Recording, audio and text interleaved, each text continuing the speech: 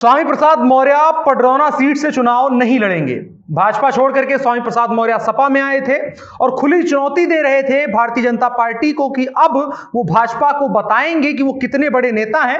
एक लंबे वक्त तक स्वामी प्रसाद मौर्य के बारे में यह माना भी गया कि वो भाजपा को तगड़ा नुकसान पहुंचा सकते हैं, लेकिन दांव यहां पर उल्टा पड़ा। जैसे ही कांग्रेस के कद्दावर नेता आरपीएन सिंह भाजपा में शामिल होते हैं, स्वामी प्रसाद मौर्य इफेक्ट अपने आप कमजोर होने लगता है, धूमिल पड़ने लगता है। और उसी का नतीजा है कि स्वामी प्रसाद मौर्य ने आरपीएन सिंह से सीधी टक्कर लेने की बजाय अपना रास्ता बदल लेना उचित समझा है और पडरौना सीट छोड़ करके कुशीनगर की फाजिल नगर विधानसभा सीट से चुनाव लड़ने चले गए हैं।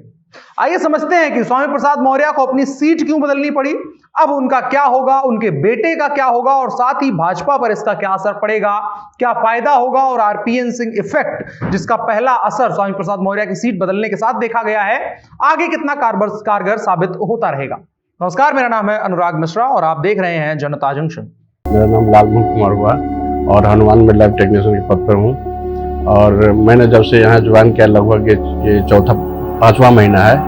और मैंने कोविड से शुरू किया कि लॉकडाउन था तो नाश्ता सुबह से जो शाम तक निकलते थे, बीच में कुछ मिलता नहीं था तो नाश्ता भी लोग करा देते थे कि आप नाश्ता पहले कीजिए, उसके बाद कलेक्शन लीजिएगा। हनुमान जो लॉन्च किया था उस समय उन्होंने बहुत ये किया कि नहीं, बहुत अच्छे समय पर आप लोग ये किए हैं और बहुत अच्छा रिस्पॉन्स मिल रहा है। स्वामी प्रसाद मौर्य 15 साल इस सीट पर विधायक रहे, यानी पडरौना सीट पर स्वामी प्रसाद मौर्य का 15 सालों से एक छत्र राज रहा, पार्टी चाहे बसपा रही हो चाहे भाजपा। जब स्वामी प्रसाद मौर्य भाजपा छोड़ करके गए तो बड़े बड़े राजनीतिक विश्लेषकों ने कहा कि अब भाजपा पडरौना सीट पर नहीं जीत पाएगी। इसके अलावा तमाम समीकरण बताए गए कि किस तरीके से स्वामी प्रसाद मौर्य 15 से 20 सीट पर नुकसान पहुंचाएंगे। लेकिन हमने तब भी इस बारे में बात की थी कि स्वामी प्रसाद मौर्य भले ही 10 साल पहले मजबूत राजनीति के चेहरे रहे हो, लेकिन पार्टी बदलने के बाद कोई भी नेता क्रेडिबिलिटी खो देता है। कम से कम उत्तर प्रदेश की राजनीति इतनी परिपक्व तो है, जिसका नुकसान वो नेता चुनाव में हार करके भरता है। हमने बड़े बड़े नेताओं के साथ में, कद्दावर नेताओं के साथ में ऐसा होता देखा है और अब यही हुआ है। स्वामी प्रसाद मौर्य जिस सीट को अपना गढ़ बताते रहे हैं, उसी को छोड़ करके भाग खड़े हुए हैं और इसकी वजह है कांग्रेस छोड़ करके भाजपा में आए आरपीएन सिंह। स्वामी प्रसाद मौर्य ने आरपीएन सिंह को अपने बराबर मानने से इनकार कर दिया था। कह रहे थे कि राजमहल बनाम आम जनता का चुनाव होगा, हम जीत जाएंगे, जनता हमको चुनेगी, राजमहल को नहीं चुनेगी। लेकिन असलियत यह है कि स्वामी प्रसाद मौर्य पडरौना सीट से नहीं बल्कि फाजिल नगर विधानसभा सीट से चुनाव लड़ेंगे। अब देखिए, आरपीएन सिंह के कांग्रेस छोड़ने और भाजपा में शामिल होने से सबसे अधिक मुसीबत जिसकी बढ़ी थी वो स्वामी प्रसाद मौर्य थे, क्योंकि खबर ऐसी थी कि अगर स्वामी प्रसाद मौर्य पडरौना सीट से चुनाव लड़ते हैं तो उनके खिलाफ भाजपा की ओर से आरपीएन सिंह या उनकी पत्नी मैदान में होंगी। और अगर ऐसा होता तो चुनावी नतीजों से पहले ही परसेप्शन की लड़ाई स्वामी प्रसाद मौर्य हार जाते और इसका असर चुनावी नतीजों में देखने को मिलता है।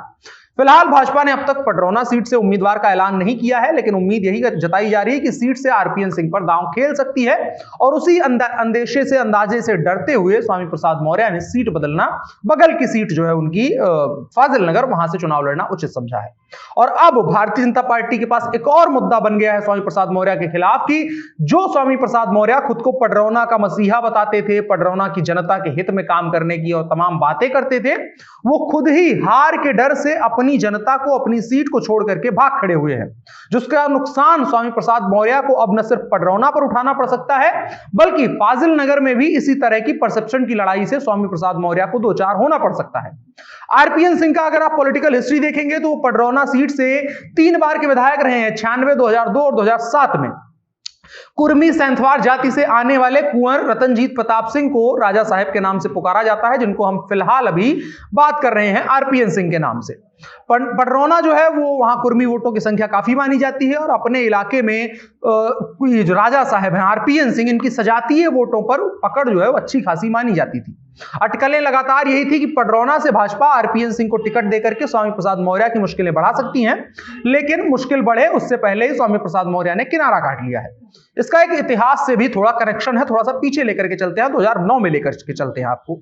आरपीएन सिंह और स्वामी प्रसाद मौर्य का आमना सामना हो चुका था। तब स्वामी प्रसाद मौर्य का कद अब के कद से कई गुना ज्यादा बड़ा हुआ करता था। बसपा के मंत्री थे, तगड़े नेता थे, राष्ट्रीय स्तर पर उनकी पहचान होती थी, पार्टी में नंबर 2 नंबर 3 की नेता माने जाते थे। तब 2009 के लोकसभा चुनाव में आरपीएन सिंह से स्वामी प्रसाद मौर्य को तगड़ी हार का सामना करना पड़ा था। राजनीतिक जानकारों का मानना है कि स्वामी प्रसाद मौर्य के मन में परसेप्शन की जंग में कमजोर पड़ने का डर सबसे ज्यादा था। चुनाव में जो होता वो देखा जाने वाला बात था। जाहिर है कि स्वामी प्रसाद मौर्य को आरपीएन सिंह के सामने अपने कद का अंदाजा था। इसके अलावा उन्हें यहां के विधायक के तौर पर 15 साल से विधायक हैं तो एंटी इनकम्बेंसी का सामना भी करना पड़ सकता था। जिन तमाम चीजें जो जब जुड़ करके एक साथ बनी तो स्वामी प्रसाद मौर्य नतीजन पडरौना सीट छोड़ करके फाजिल नगर चले जाते हैं, जिसके नतीजे के तौर पर वो सीट बदल लेते हैं। अब फाजिल नगर चले आते हैं। यहां क्या कहानी बन रही है? तो जाहिर है यहां भी स्वामी प्रसाद मौर्य की राह बहुत आसान नहीं रहने वाली है, लेकिन मुकाबले में बने रहेंगे। हम ऐसा इसलिए कह रहे हैं क्योंकि 2 बार से यहां भाजपा जीत रही है। फाजिल नगर विधानसभा से भाजपा के पुराने नेता हैं जो 12 और 17 में जीते हैं, गंगा सिंह कुशवाहा। उनके बेटे सुरेंद्र सिंह कुशवाहा को टिकट दिया गया है। गंगा सिंह कुशवाहा के बारे में अगर आपको बताएं कि पार्टी में काडर उनका क्या है, तो जनसंघ के जमाने से ही वो आरएसएस के काफी करीबी रहे हैं और यह विधानसभा कुशवाहा बाहुल्य के रूप में मानी जाती है। परिसीमन के बाद यह सीट अस्तित्व में आई थी। 2012 के विधानसभा चुनाव में भाजपा के टिकट पर गंगा सिंह कुशवाहा सपा की तगड़ी वाली लहर के बावजूद जीतते हैं। 5000 से ज्यादा वोटों से जीत करके पहुंचते हैं।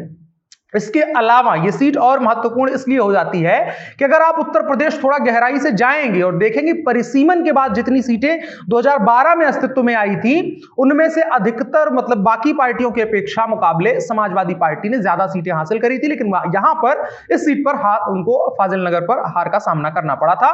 और उसके बाद 2017 में भी यही होता है। सपा के प्रत्याशी रहते हैं, उनको 42,000 वोटों से हरा करके दोबारा विधानसभा गंगा सिंह कुशवाहा पहुंचते हैं।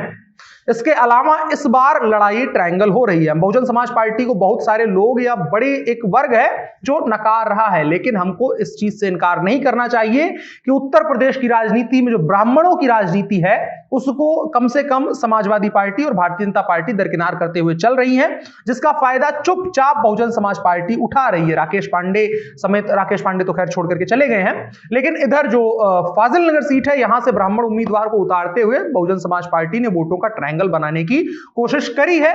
फाजिल नगर में 2 मजबूत दावेदार हैं, तीसरा बहुजन समाज पार्टी का दावा है। स्वामी प्रसाद मौर्य के ऊपर अपनी सीट बचाने का यानी दोबारा से जीतने का जिम्मा होगा और उसके साथ साथ जिस वादे और दावे के साथ वो सपा में आए हैं कि इधर पूर्वांचल के अपनी जाति बाहुल्य सीटों को वो सपा को जितवा करके देंगे, उसकी भी जिम्मेदारी इन्हीं के कंधे पर होगी। तो इसको दुगुना नहीं 14-15 गुना ज्यादा जिम्मेदारी इनके स्वामी प्रसाद मौर्य के अकेले के कंधों पर होगी। वो स्वामी प्रसाद मौर्य जो अपनी सीट छोड़ करके चुनाव लड़ रहे हैं दूसरी सीट पर। इसके अलावा इनके बेटे का भी कुछ आईनाए मुस्तकबिल में क्या लिखा हुआ है कुछ जाहिर नहीं हो पा रहा है। ऊंचाहार सीट से जहां से वो भाजपा से लड़ करके भी 2-3 हजार वोटों से हारे थे, जब स्वामी प्रसाद मौर्य ने पार्टी बदली तो माना यह गया कि ऊंचाहार से उत्कृष्ट मौर्य को टिकट मिलेगा और जो 2-3 हजार का अंतर था वो सपा में आने के बाद जो एंटी इनकम्बेंसी बनी हुई है वहां के बारे में और स्वामी प्रसाद मौर्य का अपना काडर, उसके जरिए वो जीत जाएंगे। लेकिन मामला सेट नहीं हुआ। अखिलेश यादव ने ऊंचाहार से उनके बेटे को टिकट देने के बजाय मनोज पांडे को प्रत्याशी बनाया जो सपा के मजबूत नेता हैं। मतलब शुरू के 1 हफ्ते में स्वामी प्रसाद मौर्य का इफेक्ट उत्तर प्रदेश में चला माना गया, लेकिन धीरे धीरे पूरे प्रदेश के साथ साथ अखिलेश यादव को भी अंदाजा होता गया कि मौर्य जी के नीचे जो पैर की जमीन है वो कुछ ज्यादा मजबूत नहीं है, सो उनके भरोसे पार्टी को ज्यादा कुछ रखा नहीं जा सकता है, जिसका नतीजा उनका सीट बदला जाना और सबसे बड़ा नतीजा है कि उनके बेटे को टिकट ना मिलना, क्योंकि समाजवादी पार्टी जिताऊ उम्मीदवारों को कतई इधर उधर नहीं लगाना चाहती है। इसीलिए ऊंचाहार से उत्कृष्ट मौर्य को टिकट नहीं मिला, मनोज पांडे को ही दोबारा से उम्मीदवार बनाया गया और स्वामी प्रसाद मौर्य को अपनी सीट छोड़ करके फाजिल नगर से जाकर के चुनाव लड़ना पड़ रहा है। देखने वाली बात होगी।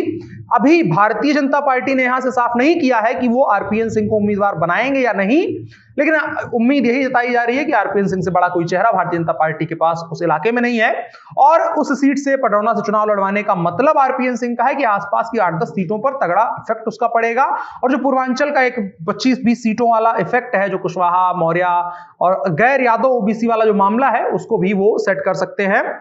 कांग्रेस के बड़े नेता रहे हैं, एक लंबा उनके अनुभव रहा है और साथ साथ राजनीति में सफल राजनेता रहे हैं, पारिवारिक इतिहास रहा है उनका। तो कुल मिलाकर के आरपीएन सिंह मजबूत चेहरा है। देखने वाली बात होगी कि भारतीय जनता पार्टी आगे उनको लेकर के क्या फैसला लेती है। आपकी क्या राय है कमेंट बॉक्स में बताएं और साथ ही साथ इस वीडियो को साझा भी करें। मेरा नाम अनुराग मिश्रा है, आप जनता जंक्शन देख रहे हैं। कैमरे पर मेरे साथ ओम प्रकाश हैं। शुक्रिया।